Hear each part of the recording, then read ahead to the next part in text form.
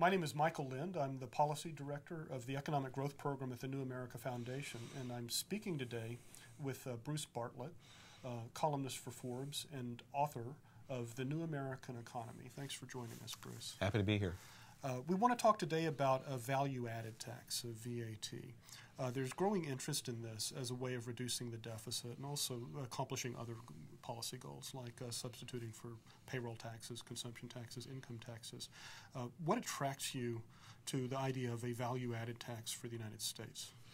Well, first of all, I think our fiscal situation is so bad and the projections of it are so bad that we're absolutely going to have to consider at some point a fairly substantial tax increase, whether people like it or not.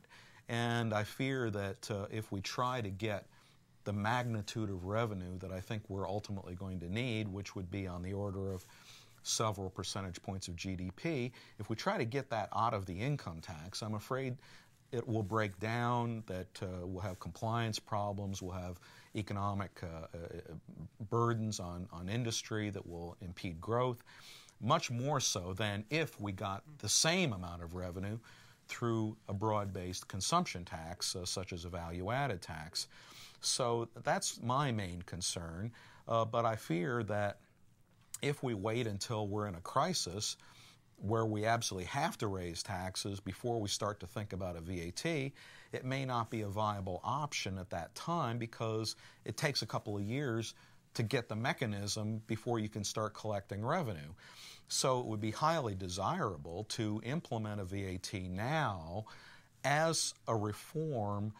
We could use the revenue to, for example, abolish or at least permanently fix the alternative minimum tax, maybe deal with some of these other problems such as the estate tax and other things that are expiring, and just basically use the revenue to clean up things in the tax code that almost everybody on both sides of the aisle agree need to be fixed. And the revenue potential of a VAT is very powerful. My personal estimate is that we could probably get about $50 billion per year per percentage point. And the average rate in Europe is 20%. So theoretically, we could raise $1 trillion of revenue, which would go a long ways towards doing a wide variety of things. Well, now, in other OECD countries, and most other countries similar to the United States use a VAT right now, they began with fairly small rates and ratcheted it up over time.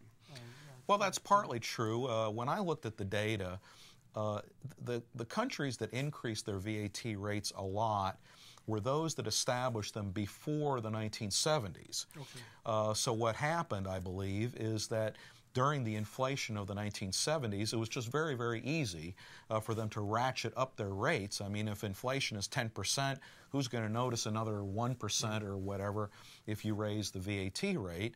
And at the same time, the governments could rationalize that insofar as deficits were a cause of the inflation, that raising the VAT would actually make matters better. So I think there was a unique historical set of circumstances that made it possible to raise the VAT a lot.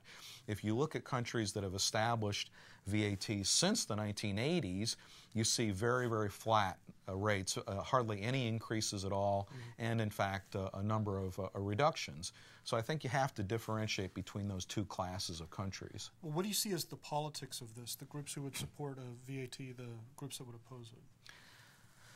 It depends a lot on the political circumstances in which the situation arises. If it arises in the course of a deficit crisis, that'll be one thing.